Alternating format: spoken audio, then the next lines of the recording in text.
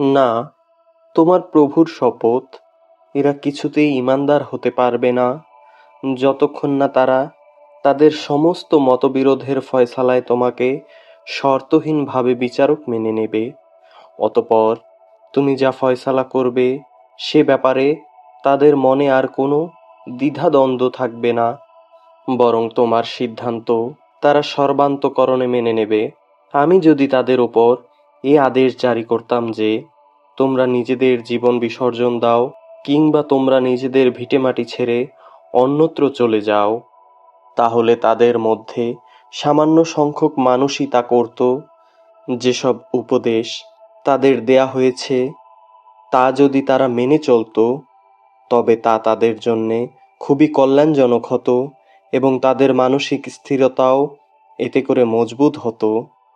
তাহলে আমিও আমার পক্ষ থেকে এদের জন্যে তাদের বড় ধরনের পুরস্কার দিতাম। উপরন্তু আমি তাদের সরল পথও দেখিয়ে দিতাম। যারা মহান আল্লাহ ও তার রাসূলের আনুগত্য করে তারা শেষ বিচারের দিন সেসব পুণ্যবান মানুষদের সঙ্গে থাকবে যাদের উপর আল্লাহ পাক প্রচুর নেয়ামত বর্ষণ করেছেন।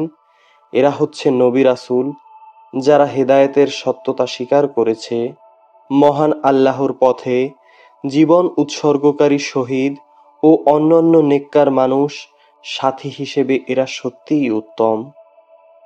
এ হচ্ছে আল্লাহ পাকের নিকট থেকে বিরাট এক অনুগ্রহ। মূলত কোনো কিছু জানার জন্যে আল্লাহ পাকই যথেষ্ট। হে ঈমানদাররা, শত্রুর মোকাবেলায় তোমরা সর্বদা তোমাদের সতর্কতা গ্রহণ করো। অতঃপর হয় দলে দলে বিভক্ত হয়ে কিংবা সবাই একত্রে শত্রুর মোকাবেলা করো। তোমাদের মধ্যে অবশ্যই এমন মুনাফিক লোক থাকবে যে যুদ্ধের ব্যাপারে গড়িমসি করবে। তোমাদের ওপর কোনো বিপদ মুসিবত এলে সে বলবে, মহান আল্লাহ সত্যিই আমার ওপর বড় দয়া করেছেন, কারণ আমি সে সময় তাদের সাথে ছিলাম না।